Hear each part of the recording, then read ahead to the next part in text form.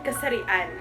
Sabi nila, dalawang kasarian lang ang nilalang ng Diyos. Pero bakit may iba?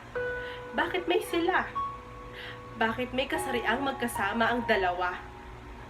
At bakit sa mata ng bawat isa ay kasalanan pagmamahalan nila? Dalawang kasarian, apat na pagkatao.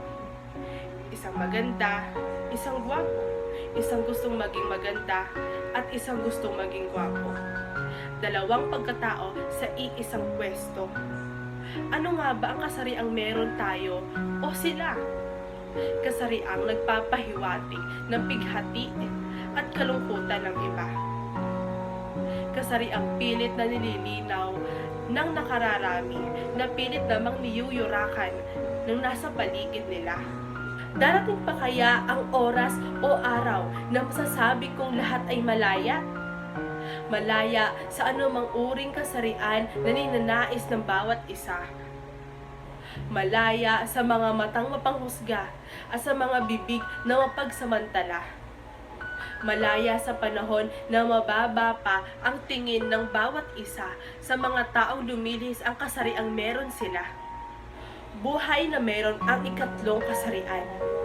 Ang buhay kung saan markado ang kilos at galaw nila. Isang buhay kung saan mas pinili nilang magpakatotoo kesa sundin ang kasarian na dapat na meron sila. Ako, bilang isang babae, handa akong magpakatao sa sarili kong panahon at oras. Handa akong harapin ang mundo, dala at kasama ang bagong kasarian na meron ng iba. Dahil ako ay ako. Maiba man ang kasarian nila, mananatili pa rin akong buo kasama ang paninindigan kung hindi nabubuwag ng kahit na sino man. Ikatlong kasarian, natawagin man nilang baklang salot sa lipunan o tomboy na naghahangad ng kaligayahan ay wala tayong pakialam. Dahil hindi nila kailangan na patunayan ang kanilang mga sarili sa mga taong sarado ang utak sa pagtanggap sa kung ano ang kasarian o pagkatao na meron sila. Sa huli, sila'y mananatiling sila kasama ng kasariang pinanindigan nila. Ako'y naniniwala sa Diyos, na Diyos na ang tanging husgado na dapat nating katakutan.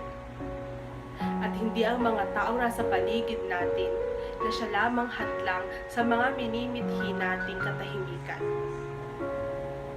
Katahimikang mangyayari lamang paglubos na naunawaan ng lipunan na hindi lamang dalawa ang kasarian na pilit nilang iniwawak sa kanilang isipan. Kasarian, isa, dalawa, tatlo, o apat pa man yan. Bawat isa ay dapat na igalang dahil straight ka man o hindi, naiiba ng kasarian, tao kapadig nila lang ng may kapal na kailangan na respetuhin at igalang, mahalin at pangalagaan. Dahil sa buhay natin, hindi kasarian ang magdidikta sa ating mga kapalaran.